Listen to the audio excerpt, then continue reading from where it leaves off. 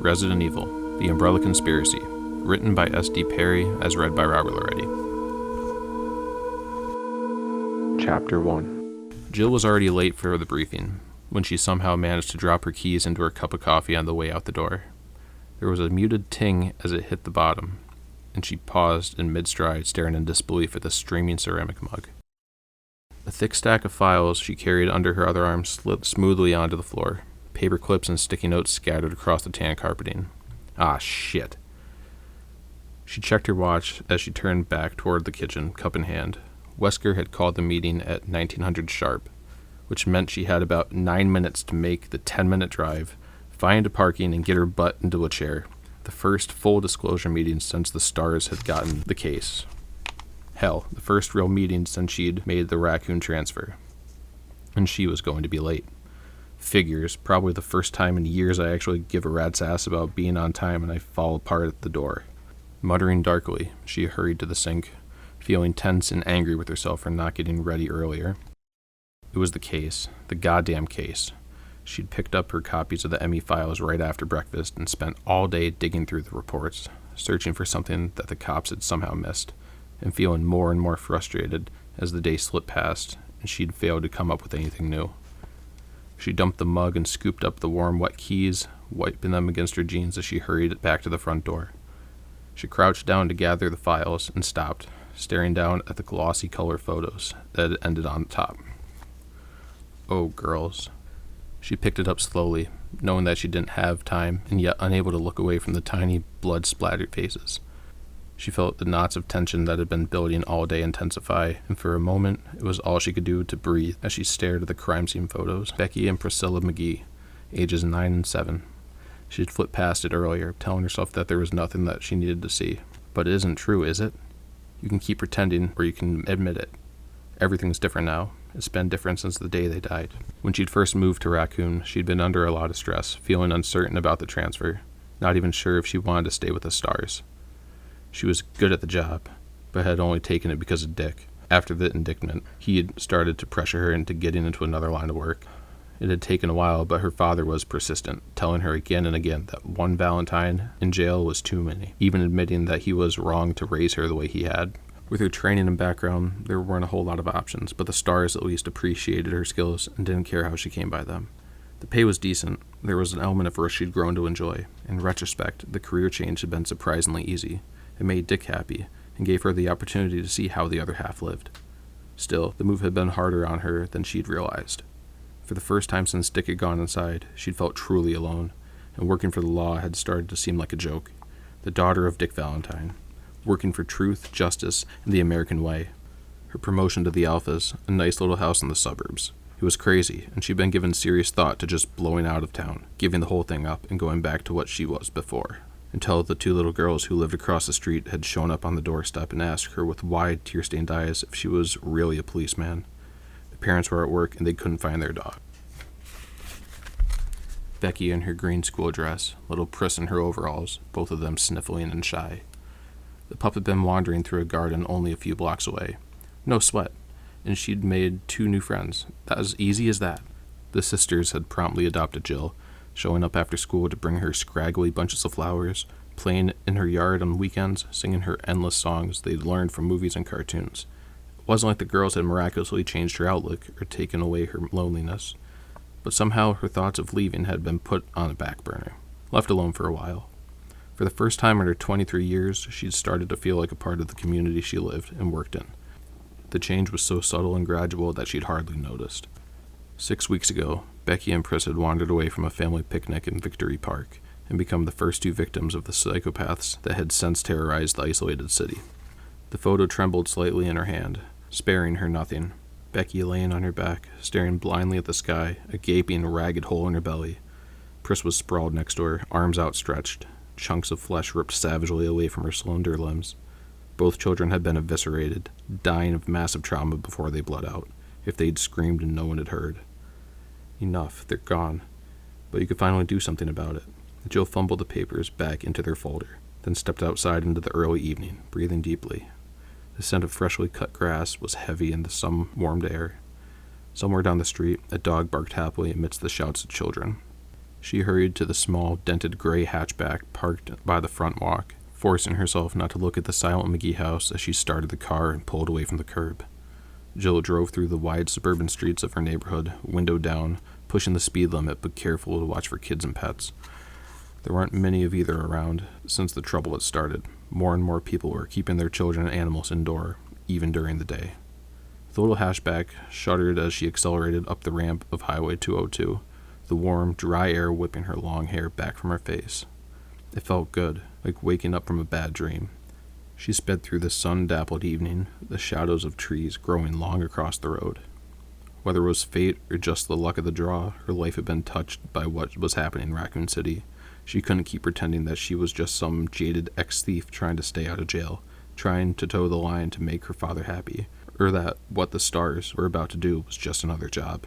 It mattered. It mattered to her that those children were dead, and that the killers were still free to kill again.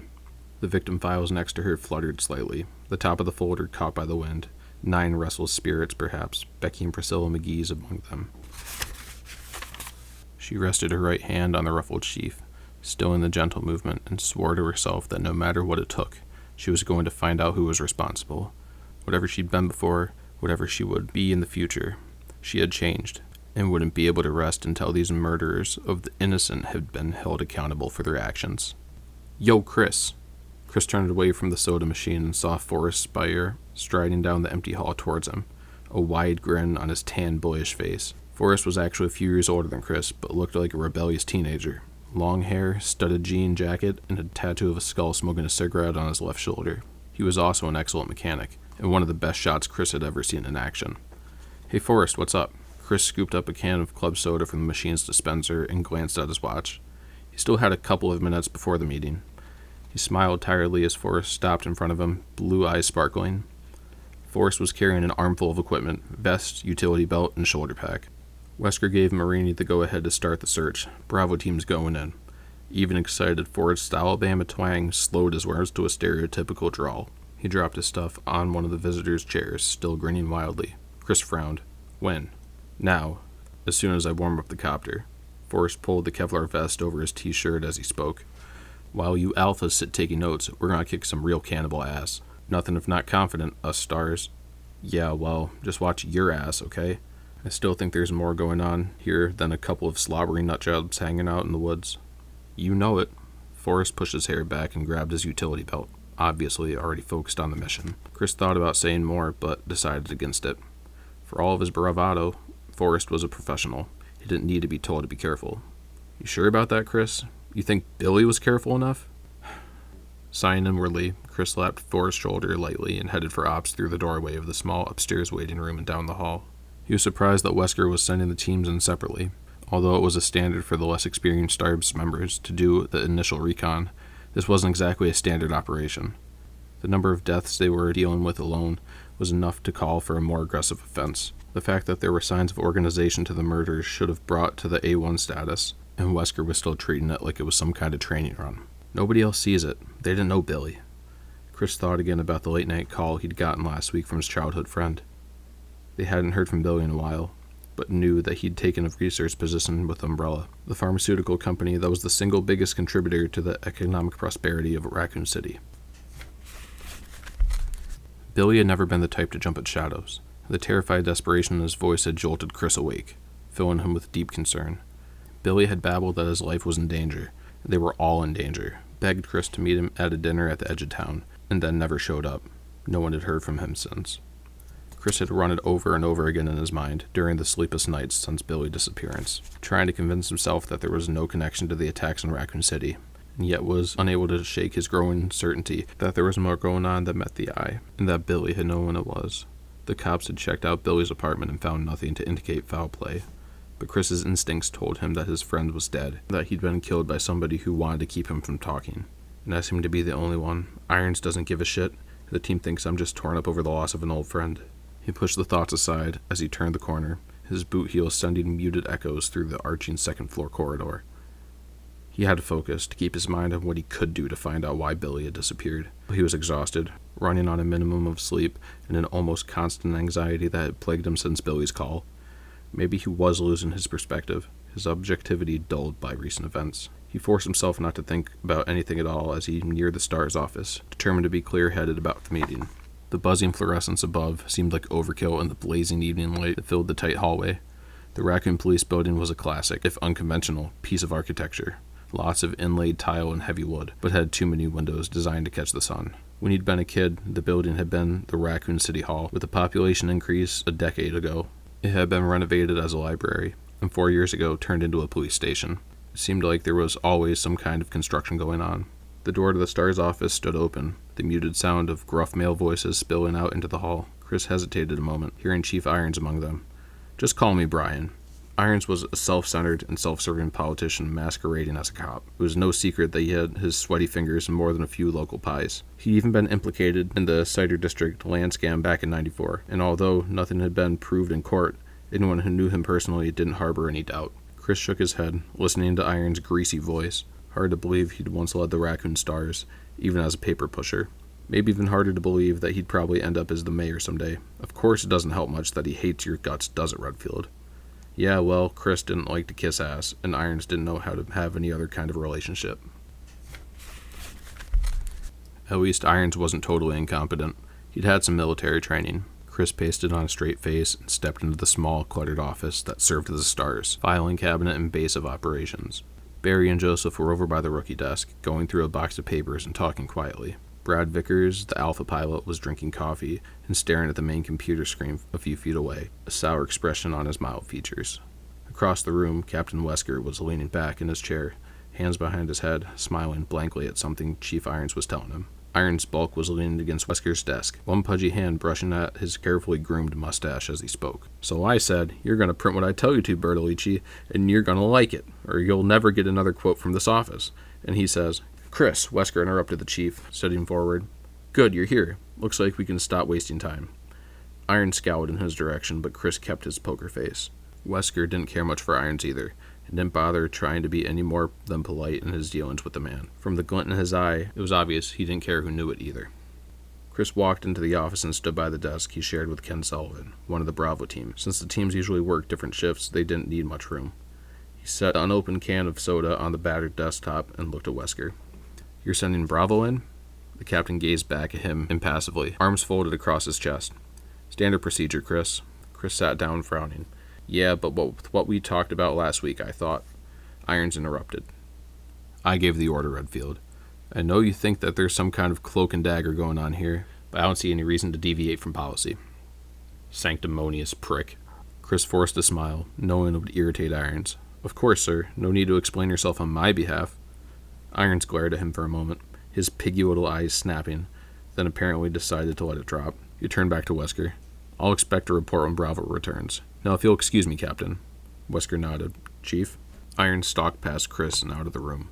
He'd been gone less than a minute before Barry started him. "Think the chief took a shit today? Maybe we all ought to chip in for Christmas and get him some laxatives."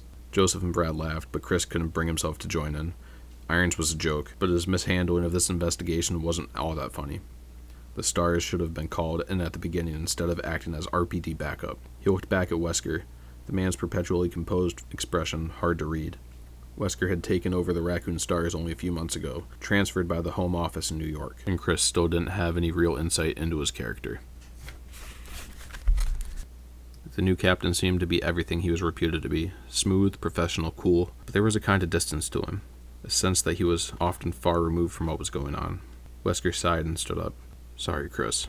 I know you want things to go differently, but Irons didn't put a whole lot of stock into you." Misgivings. Chris nodded.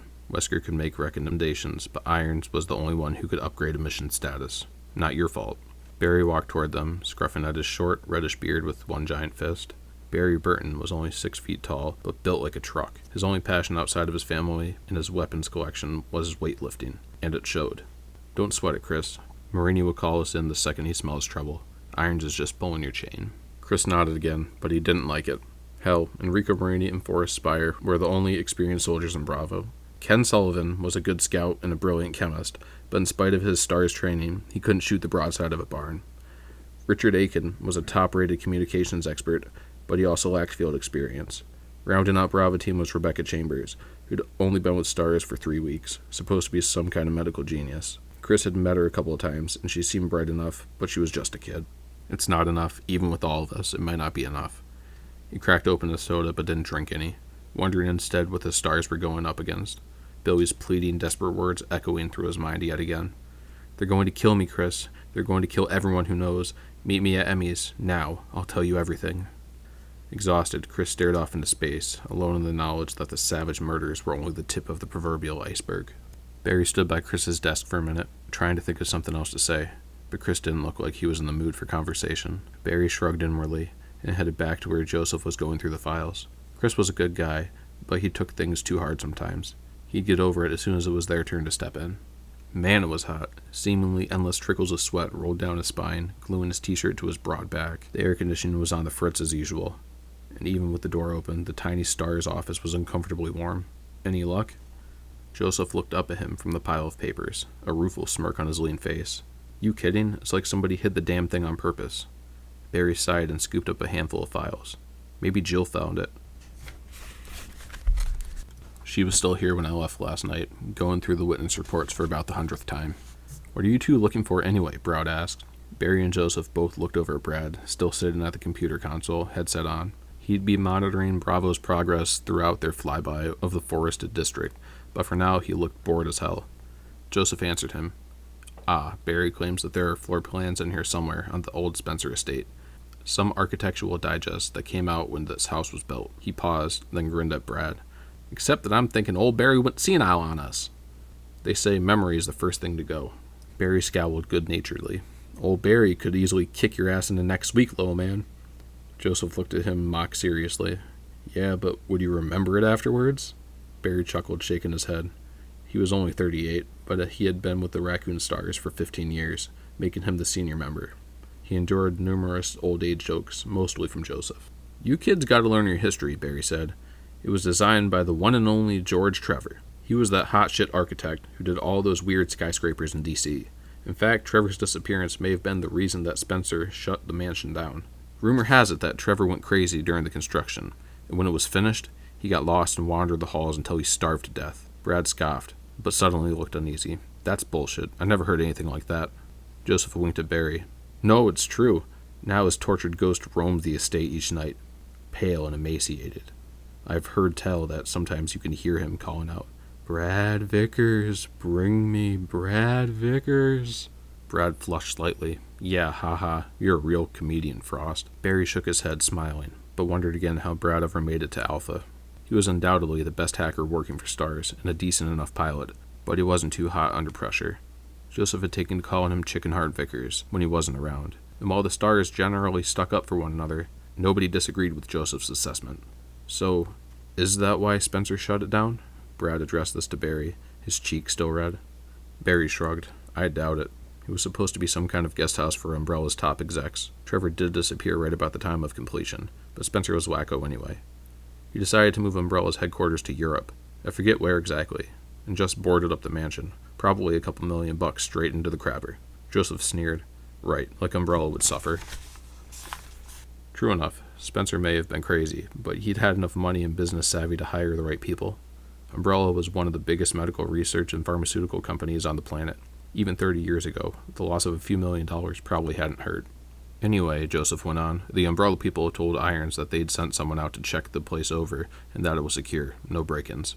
So why look for blueprints, Brad asked. It was Chris who answered, startling Barry. He'd walked back to join them, his youthful face fixed with a sudden intensity that almost bordered on obsessive.